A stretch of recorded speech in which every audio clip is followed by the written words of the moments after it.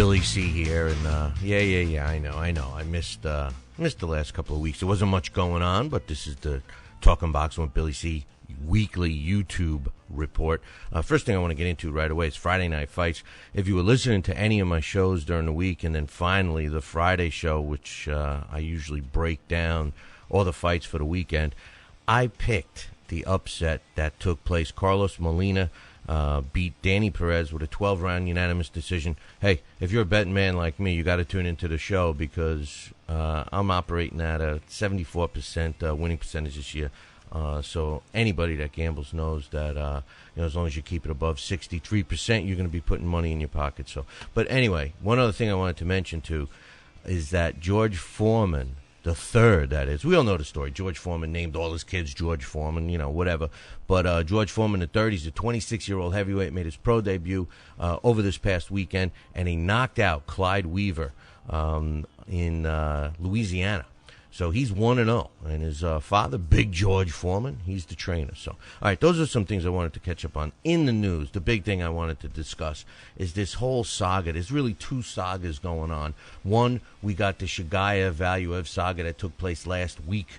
Give me a break. All I can say is this, some people were blaming Shagayev, some people were blaming Valuev's team with some right decisions. I mean, Don King owns Valuev's rights, and Johnny Ruiz is owned by Don King, and he's the next mandatory, so we could see why maybe some of those accusations may be correct. However, the commission, even though it's a very rinky-dink young commission, I'll say that, I'm being nice, Finnish commission, they dropped the ball. They had all the blood results in a week before. They could have made the decision instead of the night before the fight. It was sickening. It was a saga. Some people could care less about it. It bothered me because I thought it would clear up the heavyweight division. But nay, time out. David Haye gets hurt. I got tons and tons of email people thinking he chickened out. No. Listen, I'm not a great big fan of David Haye. I was looking forward to the fight, but he didn't chicken out. He followed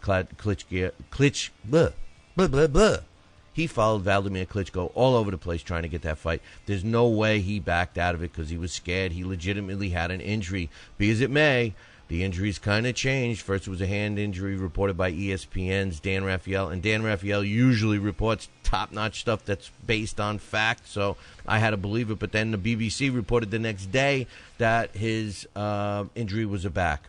And they said originally 4 to 6 weeks, possibly 6 to 8 weeks out. As soon as everybody, including the bums like Brian Minto and guys, I don't even want to mention any of the guys' names, that all were ready to jump in and take a payday. They had no chance in beating Klitschko. Kevin Johnson, he's a guy that I think may have a chance at someday. But, not when you're not training. The only smart statements I heard about that came out with Chris Ariola's people. The fight that we all want to see, Chris Ariola and Vladimir Klitschko. But their people were smart. They knew he was sitting back, throwing back Coronas and eating tacos and stuff, and he wasn't going to be ready in 2 weeks. So I'm glad that didn't happen. So the decision had to be made. 60, 70,000 people already bought tickets to see David Haye fight Vladimir Klitschko. But you know what? We talked about it first on my show on Monday, 6 a.m. I started mentioning, when they had the names Valuev, they were trying to get Valuev to fight, and all the other names that were thrown into the pot. I said, and you could go back and listen to the show, I said, why not Shagayev? Vladimir Klitschko said that he would have fought Shagayev. He said that he would have taken the hepatitis vaccine, that, when he was criticizing Valuev for not taking it. Why not that? Then all of a sudden reported later in that day, lo and behold, Shagayev is being in the talks, and it was confirmed on Friday that Shagayev will step in and fight Vladimir Klitschko in 2 weeks. That is a beautiful move for the heavyweight division. I believe Shagayev is the best heavyweight we have out there. A lot of people may disagree with me, but I believe that he is one of the best heavyweights out there. He's going to be able to clarify this heavyweight mess we call the champions or multiple champions when he fights Vladimir Klitschko. If Ruslan Shagayev beats Klitschko, it'll show you that he was the best. If he loses, hey, we got to start giving credit to Vladimir Klitschko because there's really nobody else in sight. Maybe Chris Ariola, maybe Kevin Johnson, maybe some young fighters 5 years from now. But you know what? There's really only a handful of guys that even will give Klitschko a chance. In my opinion, Ruslan Shagayev will. So I'm going to be looking forward to that. One last thing I want to mention is a lot of talk going on, at least through my show, about the upcoming Floyd Mayweather Jr. and Juan Manuel Marquez fight. We are looking forward to that fight big time. My early prediction is Juan Manuel Marquez. The reason why I say that is because I believe that Juan Manuel Marquez is a lot hungrier than Mayweather. Mayweather thinks who he is, and quite honestly, he's a great fighter, but he's always fought smaller, weaker, littler, older, somebody where he gets the edge, if you know what I mean. So to be a bully, so to speak, and always beat the older, slower, smaller men, that doesn't impress me. Manny Pacquiao, on the other hand, he impresses me. He steps up. He fights the biggest. He fights the best. He fights the fastest. He fights the youngest. He fights them all. So Manny Pacquiao is in the driver's seat, not Mayweather. Anybody that thinks it's the other way around is crazy. Okay? So the bottom line is Manny Pacquiao is considering strongly to fight Sugar Shane Mosley, which I think will be a great fight.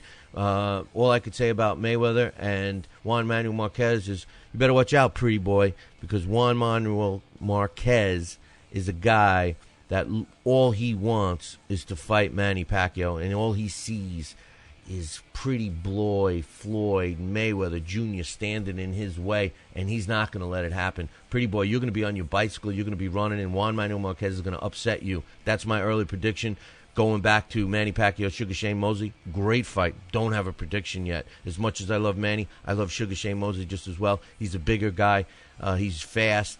It's going to be a true test for Manny Pacquiao, who I think really is one of the pound-for-pound best fighters in the mix today. And I don't mean current, I mean all time. He's in my top 15 list right now. So, hey, listen, that wraps up my weekly YouTube report. Make sure you tune into our show weekly. We're on every single day, Monday through Friday, that is, from 6 to 7:30 a.m. Eastern Time. You can listen to it for free on the internet, www.talkinboxing.com. Let me spell it, TALKIN, and then BOXING.com. You can tune in and listen to it. You can also listen to the podcast for free. You can also tune into a radio station near you for free, usually on Friday and Saturday nights. If it's not playing on your radio station, make sure you call them and you tell them you want it, or drop me an email, Billy@talkinboxing.com. Tell them to do it too. One last thing before I go. We do have a premium subscription. Check it out. It's every show, 90 minutes a day, plus all the specials. I do on-site reporting. I do shows. Me and John Robbins did a show in Canada. It was history being in the making, all that stuff. I'm running out of time. Listen, tune in next week. If you're going to be, by the way, speaking of this week, if you're going to be in Stoda, New York for the International Boxing Hall of Fame, and you see my ugly mug, come up and say hello, because I'm going to be there. I don't have enough time. I talk every single day. You got to see more? Tune into the show, www.talkinboxing.com. Ciao.